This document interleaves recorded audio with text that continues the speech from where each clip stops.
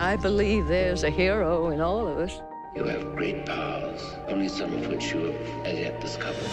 I'm a superhero, Mama. A real-life superhero. The world needs extraordinary. We will make you a superhero. Are you ready to become a hero? Initiating surprise in 3. This 2 is 1. The Real Brian Show.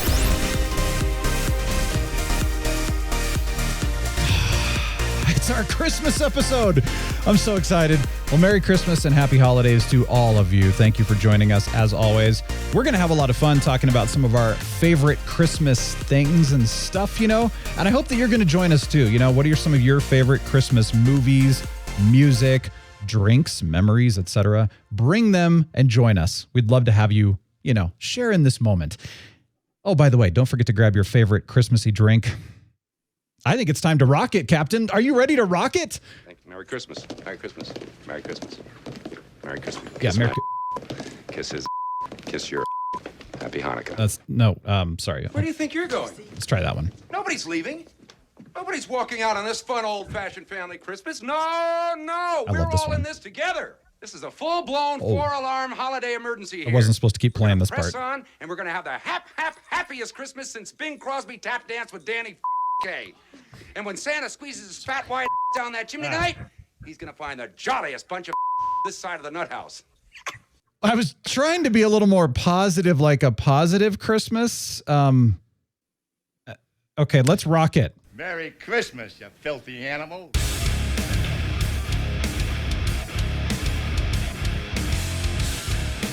Yay. I'm sorry, Captain. I was trying to wish something a little more positive and happy, like a Charlie Brown Christmas, and I don't know where those came from. I don't know what happened. I'm so sorry. Dude, don't try and snow everyone, Brian. Don't do that. I'm not gonna lie. We all know you planned that. Oh yeah, dude, that was the way to go this time. Woo! Merry Christmas, you filthy animal. Yeah. Yeah. Merry Christmas to you, you filthy animal, and to you, filthy animals. We're all filthy animals here. I feel like anyway. I took a shower a week ago. So, man, welcome to the show. Thanks for joining us. I am the real Brian, Santa. I am the real Santa Brian. I am the real Yoda Santa Captain Influence. Yo. Oh wait, we can't sing that. I met him in the swamp down in Dagobah. Yeah, that was a pretty good time. Was that a Weird Al? That was a Weird Al, right? Yes, that was actually. And I was thinking of, let's see, Lola. Wasn't that the Kinks? So it was written. Yeah. Yes. And then the Kinks did a Father Christmas song. Yeah. Have you ever heard that one? That Father Christmas, give us some money. I think so. That's like the only words I know from the song, but it's. I think so. It's pretty exciting, man. I remember when I was a kid, just like Weird Al Yankovic, by the way. When I was a kid, I listened to that Yoda song on Dr. Demento. Yeah. After Weird Al had already been made famous by Dr. Demento. So, yeah. Oh, man, Dr. Demento. There's some good stuff in there. I love Star Trek. And Rainn Wilson plays Dr. Demento on the new Weird Al movie. So yeah, and seriously, if you've not seen the new Weird Al movie, the Weird and Al Yankovic story, whatever it's called, like that, please check it out. It's fun. It's a good movie. It's fun to watch, and it's a good Christmas. Yeah. Not really a Christmas movie. We are going to talk about Christmas movies today. We're going to be talking about, like, we're ranking our Christmas movies. We're ranking our Christmas music and fun stuff, and all kinds of things. And to celebrate, Captain, you and I, from thousands of miles apart, millions of miles apart, since we're in different galaxies now, we each mulled some fresh cider on our own, spiced cider. What's your recipe, Captain? It's mulling spices and Musselman's apple cider. So good. And okay. I almost burned the house down making it today. Yeah. I did. Because I started it on the oven with the mulling spices in it, and then I had to go to a Zoom meeting. And then 30 minutes later, I was like, I was on the range. And I was like, oh my God. Stove, so I ran out there, and my wife had rescued it. And so if she hadn't rescued it, I might have had a house fire on my hands today. That would not be a Christmas cheer. That's right. That's right. So okay. Thank goodness for her. Yeah. Well, that's good. Yeah. Your wife is awesome. And she is. And we still need a superhero name for her, by the way. So Musselman cider and mulling spices. Yep. Very simple. Very simple. Yeah. This is I used the Trader Joe's spiced apple cider. If anybody's had that, it's the best base that I've ever had as far as apple cider goes. I bet it is. Well, you know how a lot of ciders come clear. This one, what is that? Is that clarified? Is that what they call it? Or no, it's a clarified butter. What's it called when they? It's kind of like pulp free. I mean, yeah, there's apple ciders. I don't know what it's called. Yeah, there's apple ciders and apple juices. There's apple juice obviously is clear, right? Or it's it's an orange but clear. And then there's apple ciders come in two types. The foggy type, which by the way is the Musselman's that I use. Good. Yeah, Musselman's makes two different kinds of cider. They make the clear kind, which tastes virtually like apple juice. I don't even know why they market it different. Yeah. And then there's the milky kind, or not milky. You know what I mean? It's like pulpy. The pulpy one. Yeah. Pulpy kind. Yeah, pulpy. It's pulpy. I don't know what I've heard the term and it is not there and I cannot think of it. But anyway, the one. Trader Joe's has a Honey Crisp one, which tastes like extraordinarily I love Honey Crisp apples, by the way. They're probably, we all do. I'd say Fiji's are my favorite. Or Fuji. Are they Fiji apples or Fuji? Fuji's, yeah. The Fuji apples are my favorite. I like Fiji too, but I've never been there. Fuji apples are my favorite, and then Honey Crisps, and I love those. But they are very sweet, and so for a cider, you don't want it too sweet, or else it just tastes like sugar. So the Honey Crisp clear, they're always like, oh, it's there, it's great, it's wonderful. And I'm like, no, it's not as good. The spiced one is the one where, yes, it's cloudy, it's got whatever the pulp and everything in it. And then they already pre-spice it, which for me is not enough, but it's a great base and it's got a good flavor. But they run out usually at the beginning of November. And I'm like, oh, that's soon. You need to switch. It needs to be Honey Crisp in October and then the spiced in November through December because that's anyway. And then of course I add in full size, full on cinnamon sticks a lot. I add a lot of cloves in it because you want the burn from the cinnamon sticks and the cloves, especially what I'll do afterwards is when we're done with the cider, let it cool, pour it back into the bottle and with all the spices in it and just leave it in the fridge. And then a couple days later, pour out a little bit, for a cold cider. And it is so strong from sitting in those spices that, it just, it burns. It burns. Really loves it. Totally. Oh, man. And then I also throw in a few extra mulling spices that'll have the, the star anise and the mace and the cardamom and stuff. Just a little bit, though, because a little bit of mace. Too many of those other, little, mace and pepper spray. Too much of the additional spices, I think it changes the flavor too much. And I don't like the citrus. Adding in orange peels or lemon peels or stuff, it makes it too pucker power, and I'm just not into that as much. But that's me. So I'm more into that like heavily spiced kind of thing. You're far more into putting a lot more effort into these things than I am. So that's for sure. Yeah. Yeah, but I bet yours is still really good, and it's fine. It's a special thing for me. I bet yours is better. Yeah, I would bet money on it actually. So we should try them together sometime. When you're out here, and we should. Yeah. And then, it's almost time for the peppermint hot chocolate, which I'm going to be making this weekend. But that famous thick, gooey. Yeah. It's like, or when you're drinking, you're like, man, I have a mustache. It's like I have two mustaches now. Yeah. It's sipping chocolate. That's what we talked about last week. It's literally like put a little bit in your cup and it just kind of sits there. What's really funny is that when it goes in the refrigerator, it's literally solidified. Yeah, I bet. It's beautiful. No, I'm sure. And then you have to heat it up. But no, put a little, those of you who are a little more adventurous, put a little brandy in it, just a little bit. Whatever you want to do to flavor it. Just for flavoring. Yeah. Not to go nuts, but yeah. I put in peppermint, of course, the extract, but peppermint is so mentholy and so intense unless you round it out with sea salt, vanilla, and almond extract. Just a pro tip there. Throw those. I'm not kidding. It actually does matter. And then, of course, but I make it with heavy whipping cream and whole milk. Like, none of this skim crap. We talked about skim crap last week. It's like, man, if you're drinking skim anything, why at all are you even just drink water? Dude, I'll tell you why. Do you drink skim hot chocolate? I drink skim milk all the time. No, but that's different. I'm not talking about that. I'm talking about like skim hot chocolate or like skim eggnog or you know what I'm saying? I know exactly what you're saying. You're 100% correct. If you have the choice and you're getting any drink that's chocolatey, go for at least 2%. Totally. Whole milk all the way. Heavy cream, or what? Yeah, but to my palate, 2% is really creamy. And true. I know. I guess Yeah, but see, okay, and you're right. And so when I'm doing the heavy cream and the whole milk and stuff like that, I am not messing around with, a 16-ounce mug of chocolate. I'm doing a very small amount at times. And reasonable portion. So, you're going the correct route, in my opinion. Yeah. Nectar of the gods. Oh my gosh, dude. Dude, I still want to make not necessarily George Washington's recipe, but some version of a homemade eggnog. I really want to do that. Oh, me too, man. I want to do it. I'm not going to do George Washington's recipe because, the thing about George Washington's recipe is it doesn't have any spices in it. And so I'm trying to figure out, but you're right. You were saying that it's probably because of all the alcohols he puts in it that gives it the rum flavors. And that spices it a little bit. So, but again, we're talking 200 years ago plus. That's what they had.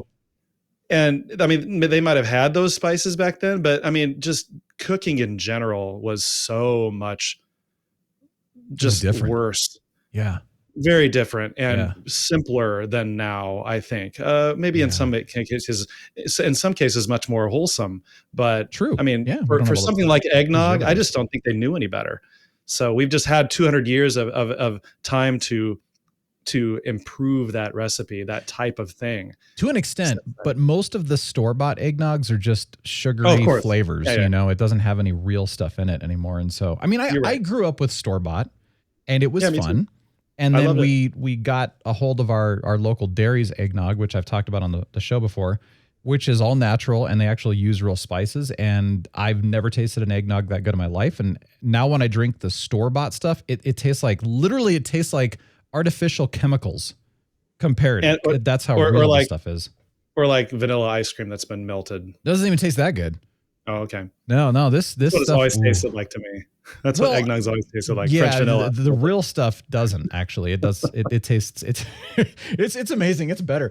But anyway, so Christmassy stuff. Anyway, but I'm happy to say that. Oh, one thing I was going to say about the peppermint hot chocolate too. If you are dairy free and can't do the whole heavy cream thing, then oat milk is a great substitute, and then hemp milk, which I've mentioned before, is really creamy. If you've never had it, by the way, it's a very creamy, almost half and half like texture. If you find a good brand, that is. But I've had, and even flax milk makes a pretty good hot chocolate, at least more of a simulated, heavier cream kind of thing. I think almond milk doesn't taste any, and heating up almond milk just tastes kind of burnt to me.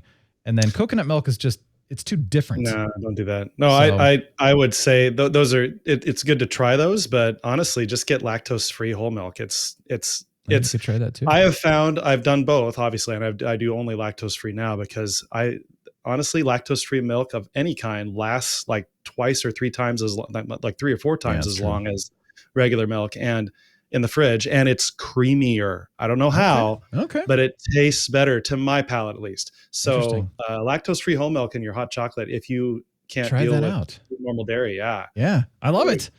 All right, I have to share this, and then we're going to get into our Christmas. We've been doing the Christmas stuff. We have more Christmas stuff to share here, but I have to share this, and I was hoping that Caffeinatrix would be on the show with us, but it didn't work out. So I was waiting to share this, but I just got to do it because it's going to get too far removed eventually. But I mentioned that Christmas concert last week that we went to, and it was fun. It was great. And so here was something very interesting to me. I have always, now granted, I am a musician. I understand the traditions of music, and, with orchestras, they have conductors and, all the different things, right? We're sitting there watching this, and I mean, I know the timing. Our friends were with us. They knew the timing. And one of the kids was like, that conductor is off. And I hadn't been paying attention to her at all. It often looks that way in my experience, actually. Well, go ahead. Yeah, no, you are right about that. And so then, usually on the important downbeats, she was dead on. But then I started to really pay attention because I wasn't watching her. And I'm like, no, that's not artistic license. I'm like, no, she's really off.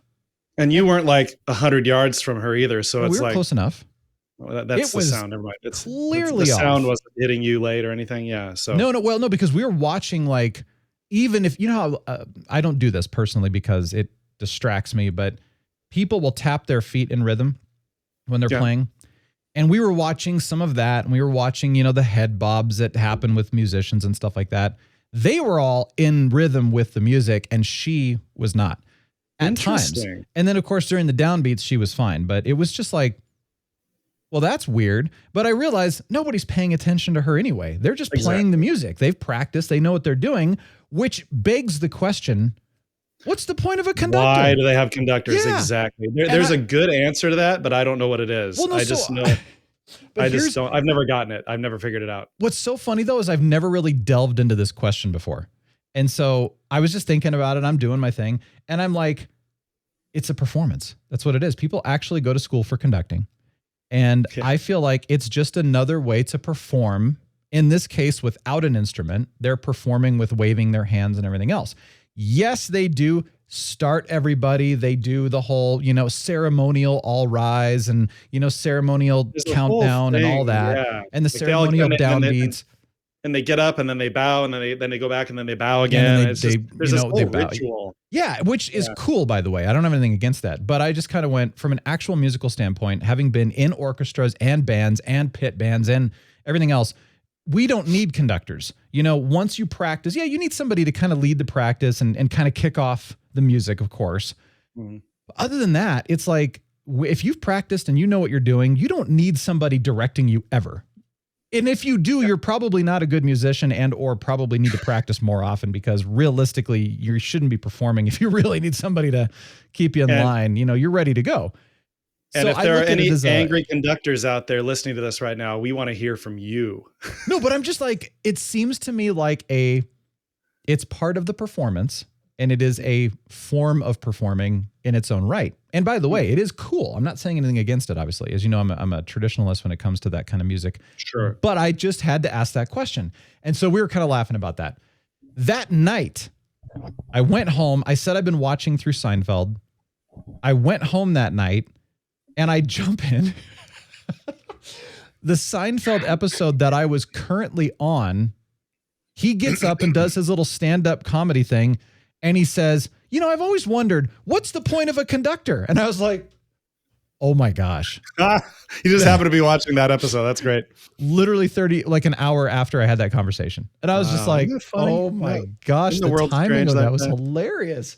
So anyway, I wanted to say I'd never seen that Seinfeld episode before. I'd never seen a clip about that. I had no idea that was coming. That was really one of those funny moments. So anyway, I appreciate how parallel I feel like our lives are to Seinfeld. So anyway. Yeah. Thanks for the push to keep going and all that. All right, thanks, Captain, let's get into some Christmassy stuff. Some more fun. I was looking for fun Christmassy music to play that it was, not copywritten. Copyrighted, I guess, is the proper term. Like copywritten. I like that. Copywritten is more English, friendly, but copyrighted is the actual term. It I don't know. You're right. You're right, but I know. It doesn't make any sense. I don't know either. But here's what I do want to know. What is one of it? Now, we have a lot of questions, by the way. So let me just clarify this really quick. We have a lot of questions here. Yes, we're going to answer them because we're the ones with the microphones, but I want you to think about this as well. And I would love to hear your thoughts. I would love to hear what your answers are to these questions. And, some of you are going to be 100% in alignment with one of us. Others are going to be like way different than us. And I love that. And that's what I'm excited about. So let us know your answers to these questions. There are so many ways to get in touch with us. You can write in the comments below if you're on YouTube, or you can just, send responses through email or Facebook, or I don't care, however you want to get in touch with us. But the first question is this. Talk about a favorite Christmas memory. It does not have to be the favorite. It can be a hilarious one too. It doesn't have to be fun. I know some of you may not have good Christmas memories. So maybe this year is the year to finally get one. And so I hope so. Yeah. I hope so too. But Captain, what about you? Okay. So we all have, no, sorry, we don't all, you just got done saying some people don't, but you and I have a lot of good Christmas memories, Brian. But the one, when I think about it, the one that comes to the top of my head for some silly reason was Christmas in, what was it? It was 1985. Okay. At my dad's parents' house. And I got Jetfire, the Transformer for a present. Nice. The original Gen 1 Jetfire, not the newer stuff that came out in the late 2000s or anything like that. I'm talking the original Robotech clone Jetfire. Yeah. And it was just the best toy I've ever owned. I don't have it anymore. A friend of mine stole it back in high school. But I love that. And what I do with it now. But that was the best toy I ever got, and it was certainly the most excited for any toy I can remember being. So that's my favorite Christmas memory. Yeah. So to your friend, Merry Christmas, you filthy animal. that's all I gotta say. Right. Wonder what he's up to these days. Yeah. No, that's cool. You know, it's so funny. I have so many Christmas memories, so many good ones actually, and it's hard. It was really hard to pick one. I was even kind of like, I don't even have an answer for this because I would go on for probably the next hour, which I'm not going to do. But It was just like, oh my gosh. So I figured I would just share kind of a fun one that was from, actually, I'm pretty sure I was a pretty young kid, and they used to do Christmas parties at our church. It was all the whole fun activities, and, you know, Santa would come and, you know, give out presents. And that was back when, you know, I still believe in Santa, but it was when, you know, it was okay to believe in Santa. That's, you know, the age. But what was interesting was, I just thought this was the coolest thing because, you know, we're always like, where's Santa? Where's Santa? Where's he coming? You know, and usually he just walked through the door, you know, and I was like, okay, that's great. Well, one year we heard this like huge clump on the roof, and we're like, what? Oh, nice. Are you kidding me? And literally it was, then we'd heard walking on the roof, and it sounded like actual animals. And then we heard sleigh bells, all kinds of stuff. I mean, they went all out. Dang. And then of course Santa came down and in. And it was like, okay, that was really cool for them going all out like that. It was neat. So that was just it's one of those random memories that I just came up with. But like I said, I thankfully have had some really good memories over the years with Christmas. And it's been it is my favorite time of year, favorite holiday. It's hard making one of them new, exciting memories to top some of the really good ones, you know? And so I'm trying to do things especially the older differently. You get. Yeah, because, I mean, the magic of Christmas can kind of disappear as you get older.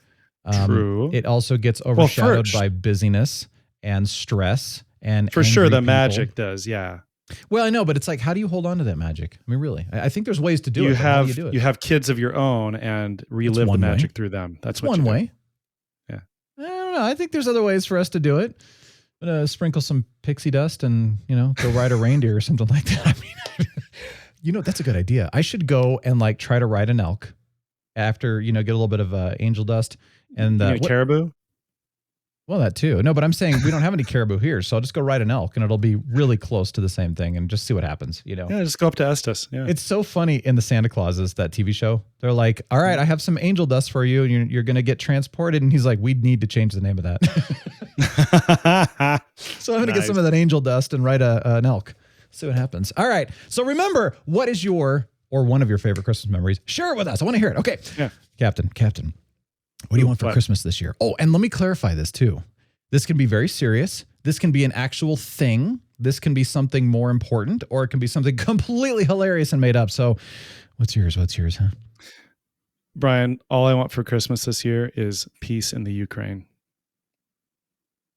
That's a really good one, actually. Did I hear crickets?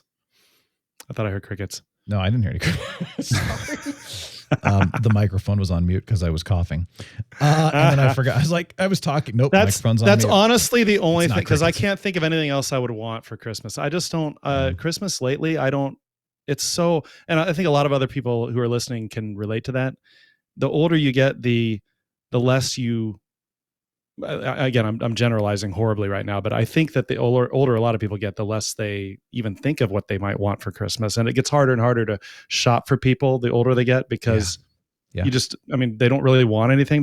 What do you give somebody who has everything they need type of stuff? So that's the only thing I could think of. If I had to throw it out there to the universe, that's what I would want this Christmas. So yeah. Which is a really good thing. And I think that's neat. And you're right about that too. I think, you know, you do tend to get the things you need when you need them, you know, typically.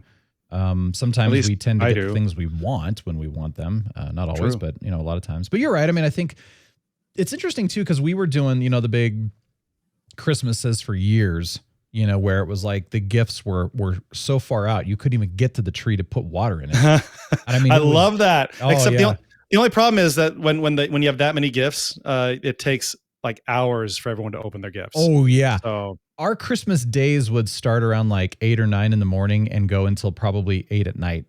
And and we take a few breaks, you know, in there, but it was literally, but this was like the big gathering, you know, a lot of people coming in. And then, so it was probably, I don't know, 10, 12 of us, you know, opening presents, but it was excessive. And it's because there were just a lot of kids at that time, you know, but, as that, you know, kind of shifted and moved beyond, it was kind of like, you know, why don't we spend our resources, time, money, etc., on Christmas experiences during the entire month of Christmas, rather than, you know, getting all stressed out and getting all these gifts and then, you know, trying to go crazy on one day. And so we don't do as many gifts anymore. Yeah, it's really fun. I mean, I think honestly, now it's been hard too, because, you know, Sarah and I were both sick for a total of 2 weeks in December, and so we've already missed out on half of the month. So I'm like, oh, gotta get in the car and go light looking. I know. You know, but if I mean, this is the one thing that this is actually kind of a big deal for me. So it's like, if I could ask for a magical Christmas gift, you know, kind of thing, it would be for this show to just explode massively. Because it's hard to do. It's hard to grow shows. Yeah. It's hard to market, you know. It's hard to get people to want to share it, you know. I would just be like, snap my fingers, this show goes viral and explodes overnight sort of thing. And then, of course, you know, the most important thing is that it would positively impact all of you and everybody. And a lot of people too, not just like, you know, yeah, that's nice, you know. It's kind of like, no, I mean, every episode we're putting a smile on people's faces. We're making people laugh. We're entertaining you. We're encouraging you. We're sharing something that might profoundly change your life for the better. That's the goal, right? Yeah, that's and what then we're on here a for. side note, I would love for this to become my full-time pursuit, just so that I could put all of myself into this show instead of, you know, racing like crazy to try to give the leftovers to it. So that's my Christmas wish. But that's a good wish. That's not something anyone can probably grant. So it's just throw it out to the universe and see what happens. Yeah, you throw it out and you hope for the best. But all right, how about a favorite Christmas? Oh, so again, what do you want for Christmas? Let us know. What about a favorite Christmas drink? I think we kind of talked about that. Do you have? Is it cider for you or eggnog or? No, I think it's what is a good Christmas drink for me? No, mulled cider is probably always my go-to for Christmas drinks. Yes, it's the one I drink the most around this time of year. Eggnog used to be my favorite Christmas drink, but then I stopped drinking and. I mean, consuming alcohol and so I haven't drank eggnog for years now, and I think I need to, you know, one or two during the Christmas season isn't going to hurt me. So I just haven't gotten around to it. You don't have to have rum in it when you've got the stuff that I've got. So I'm just I do. So no, try it once and then tell me. It's seriously. I mean, I've got 4 favorites and it's difficult. Actually, I've got 5. If I'm being completely honest. Oh, geez. Cider, the stuff that I make. Of course, that eggnog from the local dairy, my peppermint hot chocolate, Candy Cane Lane tea from Celestial Seasonings. And the last one, and this is something I love all year round, of course, is coffee. But I like coming out with like these special coffees that are usually a little more expensive and I save for special occasions only. So, you know, like a nice Panamanian or an Ethiopian or something that has a lot of extra spices in it that just kind of goes along with that. I don't brew those or roast those all year long just because, well, they're not the cheaper ones or whatever. Or they're limited lots. That's the other thing too. So that's where my 5 drinks come into play. And I don't have a favorite of any of those because the variety is the spice of life. That's okay. At least it's only 5, right? I mean, you could have 20. I won't do that though. No. Yeah. All right. But again, what are your favorites? Let us know. Now, Captain, we're going to do this now. Rank your top Christmas songs. Oh man, Christmas music. Yeah, you're going first. Okay. Go for it. So I've got 5 on my list. All right. So first is going to be Silent Night. And I have good memories of my grandpa on my mom's side singing Silent Night in German. The interesting thing is he was Irish, so I don't know why he sang it in German all the time. That was very strange. But he sang it in German. It was beautiful. He had a beautiful voice. So I like Silent Night. I love Rudolph the Red-Nosed Reindeer. Nice. Of course. I'm going to throw in one that you might not expect. Yeah. Do They Know It's Christmas by Band Aid from 1984. Yep. I know that song. Do they know it's Christmas time at all? I would expect you to love that one.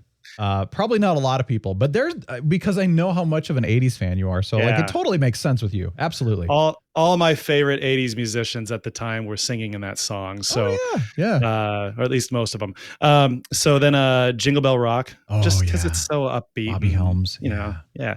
And then Frosty the Snowman. Nice. Those are my top 5. And I want to add to that is any Christmas song at all sung by Bing Crosby. Yep.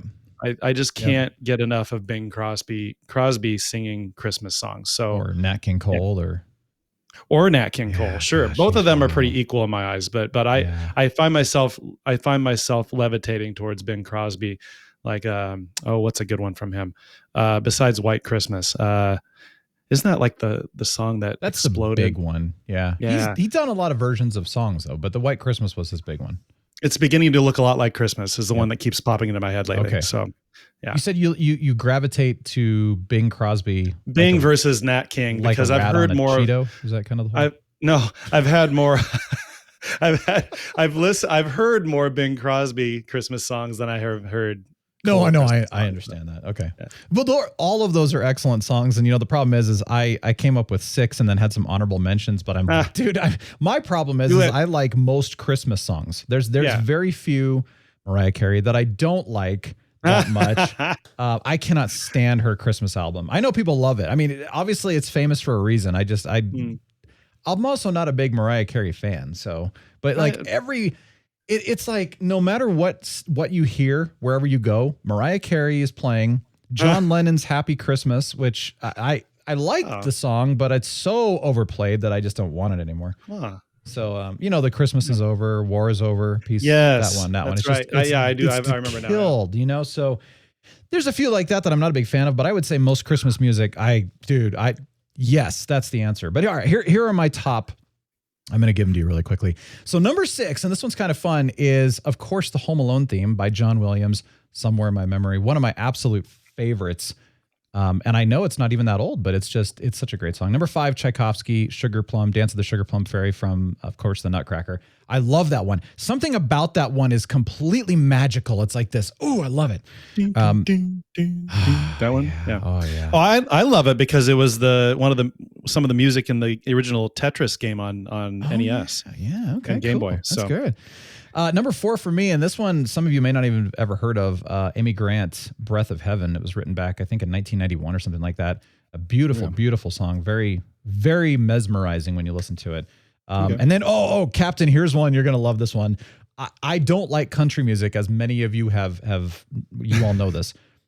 However, I like Dolly Parton and I like Kenny Rogers. I like both of their music, and they both are in the country-ish kind of genres, even though they kind of also did pop and other stuff. But they were old school country, so they're not the new. You can be the forgiven. Stuff. Yeah, but they did. It was 1984 or 5 or 6 or something like that. I want to say. I think it was 1984. They were buddies. They were, yes, and they did a Christmas album together. It was a big duet. I think it's called Once Upon a Christmas, actually. And it is, if you're a fan of Kenny and Dolly, both of them, it is a phenomenal Christmas album. And oh my gosh, I grew up with that album. It was just, it's a tradition for me. But they do a song on there called Once Upon a Christmas. And it is, that is up there. It would be my number 1, except for these two, which are Carol of the Bells is number 2, of course. And I've got so many favorite versions of this, but I'm definitely going to throw out the Trans-Siberian Orchestra version. The, what did they call it? Christmas Eve, Sarajevo, 1224. That one's amazing, of course. And the number 1, and this one is definitely my favorite Christmas song of all time, is O Holy Night. Again, so many favorite versions, so many wonderful, wonderful artists have done great iterations of this. But for me, the one that I think is kind of magical is by a group called Point of Grace. It's 4 women. Their harmonies are perfectly tight. And it's got like a harp and then an orchestra going on in the background. It's just this, it gives you chills. So awesome. Those are my top 6. And then honorables would definitely be just about anything by Nat King Cole, but the Christmas song, of course. The ones you mentioned are great. Silver Bells. I love Silver Bells. You don't hear that one very often anymore, but I love that song. I Wonder As I Wander. That's a great one. It's very ethereal. Silent Night, of course, you mentioned that. Oh, Come Emmanuel. I mean, honestly, like most Christmas hymns, I'm a huge fan of too. So that's too many. I can't pick, man. But I gave you my top 6. You gave it a good shot. So yeah, give it the good Christmas try. All right. How about favorite Christmas movies? This is where everyone's going to differ big time. Yeah. So it's awesome. So I'll go first. So my number 1 favorite Christmas movie of all time is Die Hard, the first one. Nice. I know it's not technically a Christmas movie, but technically it also is. Oh, it is. No, I'm yes, it is. It's a Christmas movie. Yeah, it is and it isn't. Mm-hmm. So but that's my favorite. Then I've got Home Alone. Yes. Dude, I need to watch Home. I haven't seen Home Alone in like 25 years. I need to watch it. What? What? Yeah. What? Yeah. No. Yeah. No. I've seen it like 20 times, but it was all back in the 90s. Well, it's time to make it the 21st time and maybe going on 25 this year. There you go. Yeah, I really need to see it again. The Christmas Story. Yeah. I just love that movie, as so many people do. A Christmas Story is so fun. Yeah. Christmas Vacation, of course. Oh, yeah. Of course. And I don't know if you might have thought of this one or not, but Mickey's Christmas Carol, the Disney version of A Christmas Carol with Scrooge McDuck. They first remember DuckTales, the cartoon that came out of. I mean, his character Scrooge came out of Mickey's Christmas Carol, and I used to watch that Scrooge when I was a kid, and then I would also watch it with my brothers when they were growing up. So I've seen that 1,000 times, and I love it. It never gets old. I don't think I've ever seen that iteration. I mean, I know all about it, but I don't know if I've ever actually watched it. It's a classic. It's a true classic. So yeah. Oh, that's great. Those are all great movies. I had a very difficult time listing these out because I have a huge list of Christmas movies that I watch every year, and I love every one of them, obviously. Yeah. So how do you pick? But I went with the top 6, and as much as I love Die Hard, which I do, it's not in my top 6. And what's so funny? A Christmas Story, I never actually watched that until I want to say college. Oh, okay. For some reason I didn't watch it, younger and all that. I don't know why. And so I didn't get into the hype of it as every other one of my friends did. And so it was one of those, I didn't grow up with it as much. So anyway, it's not in my top either, but I just wanted to throw those out because they're great movies though. But all right, here we go. Number 6 for me is Elf. Man, when that movie first came out, I was just like, this is genius. Granted, it's starting to get a little old to me now, but I still love the movie anyway. 5 is a movie that probably a lot of people have never seen. It's called The Nativity Story. It is actually a live action recreation of the birth of Christ, So they did a really, really, really good job with it. It was, I think, a 2005. And the guy that plays Joseph is Poe Dameron / Moon Knight. Oh, really? Yeah. Really? Back in 2005. Wow. Okay. Yeah, it was one of his first major roles, I want to say. Man, he's just such a great actor, and he did such a good job in this movie. But I like him. It's fantastic. It is extremely well done. The soundtrack is unbelievable too. They did a lot of original themes mixed in with Christmas Carol hymns and stuff, but it's so subtle you almost can't hear it. So I'm like, oh, that's genius. And that came out in the early 2000s, you said? 2005, or 6 or something like that. So great movie. Number 4 for me is the original claymation Rudolph the Red-Nosed Reindeer, 1964. Dude, what a great one. That's a classic for me. 3, The Santa Claus, the 1994 Tim Allen. Of course, we talked about this. And number 2, Christmas Vacation, of course. And number 1 for me is definitely Home Alone. When that movie came out, I mean, it was my childhood. It was man, it was part of who I am in my growth, time. So I have strong memories of when that movie was out and still in the theaters, and everyone was talking about it. And so. Oh yeah, such a good movie. We used to do the whole, Merry Christmas, you filthy animal. Christmas, you stuff. We used to do that and recreate that stuff on voicemails and all. That was so much fun, dude. Answering machines. Remember those things? Yeah. Yeah. Oh God, dude. Oh my God. You have to rewind it. Yeah. Oh, those were so annoying. Okay, there you go. There's our lists. We could go on. I mean, I'm not kidding. We have so many other things we could have talked about. We were just like, let's just limit it to that. I seriously do want to know what you would say for these lists. Favorite Christmas movies, music, all that good stuff, memories. Do share them especially with us. if it's something we haven't brought up. So yeah, we never have. Yeah. Now, one thing though, and I had asked you, Captain, about this. I wanted to know what the origin of Rudolph the Red-Nosed Reindeer was. And it was funny because then a shout out, by the way, to Joy. So my cousins were talking about this, posted this on Facebook, and I found this and I was like, we have to talk about this. So I copy pasted it to you. I know you did a little bit of additional research too. Research. We're going to go back into Sean Connery celebrating Christmas on Shanna's mother's lap again. Show slightly. That's right. Just a little bit. But anyway, I've only read a little bit of it and it is so cool. So Captain, take it away. Yeah, the additional research I did was just to compare this, what you got off your friend's Facebook page to other websites that have the same, and they all pretty much say the same thing. So, good. But I don't know exactly what the source for this was. So forgive us. No, that one is a difficult one. I was even trying to find out for you too, and it Oh, yeah, wow. I didn't see it in any of the links that I was looking for. So, as the holiday season of 1938 came to Chicago, Bob May wasn't feeling much comfort or joy. A 34-year-old ad writer from Montgomery Ward, May was exhausted and nearly broke. His wife, Evelyn, was bedridden on the losing end of a 2-year battle with cancer.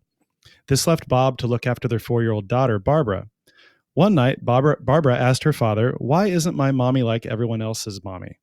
As he struggled to answer his daughter's question, Bob remembered the pain of his own childhood. A small, sickly boy, he was constantly picked on and called names. But he wanted to give his daughter hope and show her that being different was nothing to be ashamed of. More than that, he wanted her to know that he loved her and would always take care of her. So he began to spin a tale about a reindeer with a bright red nose who found a special place on Santa's team. Wow, how clever. That's so cool. Yeah. Barbara loved the story so much that she made her father tell it every night before bedtime. As he did, it grew more elaborate. Because he couldn't afford to buy his daughter a gift for Christmas, Bob decided to turn the story into a homemade picture book. Wow. Dude, that's Now, amazing. Yeah. So in early December, Bob's wife died. Now, though he was heartbroken, he kept working on the book for his daughter. A few days before Christmas, he reluctantly attended a company party at Montgomery Ward. His coworkers encouraged him to share the story he'd written. After he read it, there was a standing ovation. Everyone wanted copies of their own, so Montgomery Ward bought the rights to the book from their debt-ridden employee. And over the next 6 years at Christmas, they gave away 6 million copies of Rudolph the Red-Nosed Reindeer to shoppers. They just gave them away. Yeah. Every major publishing house in the country was making offers to obtain the book. In an incredible display of goodwill, the head of the department store returned all rights to Bob May. Wow. That would never happen today. Yeah, maybe, but yeah, maybe, that but was not. incredibly wonderful. Like Now, greedless. yeah, altruistic. 4 years later, Rudolph had made him into a millionaire. Isn't that nice? That's cool. Now, and certainly earned it. Now remarried and with a growing family, May felt blessed by his good fortune, but there was more to come. His brother-in-law, a successful songwriter named Johnny Marks, set the uplifting story to music. That was his brother-in-law. Yeah. The song was pitched to artists from Bing Crosby on down. They all passed. Finally, Marks approached Gene Autry. The cowboy star had scored a holiday hit with "Here Comes Santa Claus" a few years before. Like the others, Autry wasn't impressed with the song about the misfit. Wasn't impressed with the song about the misfit reindeer. Interesting. Marks begged him to give it a second listen. Autry played it for his wife, Ina. She was so touched by the line, they wouldn't let poor Rudolph play in any reindeer games, that she insisted her husband record the tune. Now, within a few years, it had become the second best-selling Christmas song ever, right behind White Christmas. Since then, Rudolph has come to life on TV specials, cartoons, movies, toys, games, coloring books, lots of coloring books, greeting cards, and even a Ringling Brothers circus act. I didn't know that. Now, the little red-nosed reindeer, dreamed up by Bob May and immortalized in song by Johnny Marks, has come to symbolize Christmas as much as Santa Claus, evergreen trees, and presents. As the last line of the song says, he'll go down in history. There you go. What a story. That's so neat. Yeah. I heard, and I didn't have a chance to research this, but I heard that only female reindeer, as in a female caribou, only the female caribou retain their horns past November. All the male reindeer lose their horns in November, and then they grow them back in the spring. But the females keep their horns. So if that's true, then technically all of Santa's reindeer, including Rudolph, are female. Oh. Yeah. You know what? Somewhere, the Christmas Chronicles. Oh, yeah. There are, I think, 2 lines where Kurt Russell, as Santa, as he's flying, says, good job, ladies, or come on, ladies. He's saying that to the reindeer. So interesting, because that actually maybe they figured that out. Makes sense, or they grow them, that they lose them in the spring, right? Or no, they grow them in the spring and lose them in the fall. Yeah. Oh yeah, so they lose them in November before Christmas. You're right. Yeah. So they have a bunch of bald reindeer flying around. It's the details. It's the details. You're right. Isn't that fascinating? So there you go. They're all female reindeer. Yeah. Interesting. Rudolph, Okay. the female reindeer. Yeah, well, that definitely is not the case in the book. So maybe he just has, or because it's the North Pole, it's just magical reindeer that never Exactly. lose their They horns, just never lose their horns, right? Yeah. It's like There you the go. angel dust that gets sprinkled all over them for Santa Claus. And Cocaine reindeer. that's the next one, dude. Oh my gosh, somebody needs to do that now. Cocaine reindeer. Cocaine Make Rudolph. it a sequel to Cocaine Bear. Yeah. Make it Cocaine Just reindeer. And it's a Christmas movie that'll come out in 2027, I think. Yeah. Well, what it should be is, Cocaine Bear and then Cocaine Reindeer is the sequel, but it's also kind of a sequel with Violent Night, so that it's like they all come together and now all of a sudden it's like a trilogy, kind of like Unbreakable and then Split and all that became, Yeah, you know what I'm talking about? It's the Shyamalan stories. I love Shyamalan. Hey, thank you for joining us. Really, I appreciate it. It has been fun. We wanted to just have a little Christmas cheer for you here today, and I hope you enjoyed this. Again, please send us your answers to these questions. And also, once again, as I was saying in last week's episode, please consider helping out on Patreon and or buy me a coffee. Again, Patreon is the monthly. Buy me a coffee is a one-time thing. Really would appreciate that. All the links are in the show notes or below if you're watching it on YouTube. But really, it would be very, very helpful, especially with everything that's going on right now. So we could definitely use your help on that. But really appreciate it. This has just been, I had a blast today doing this. So I hope you had fun too. Yeah, Captain. Thank you. Thanks for all that beautiful commentary and research and memories that you had. Now there is just FYI, we're not going to be having an episode next week. And so no episodes next year. Yeah, that's it. We're done. This is the final episode for 2022. So we're going to be wishing you a Merry Christmas and also a Happy New Year as well. But also this is the final wisdom for the year period, because this is the only wisdom that you need ever, period. Is right here. Deep thoughts with Captain Influence. I wonder if an alien saw a reindeer with a glowing red nose, would they know it was Rudolph? Or would they assume it was an alcoholic deer that sniffed the wrong piece of rock near Chernobyl? That's a good question. Yeah, right back to our sequel idea. I know. Genius, Captain. Genius. Wait, sort of. Different. Yeah. It's good. That's good wisdom, all right? Radioactive reindeer. Ponder that. Hey, thanks for joining us. Take the rest of the year off. Merry Christmas. Happy New Year. You're not filthy animals. Neither are we, actually. We smell great. But thanks for joining us. We'll see you next year. Real Brian Show, signing off. The Real Brian Show is a production of 514 Media at 514mediaempire.com.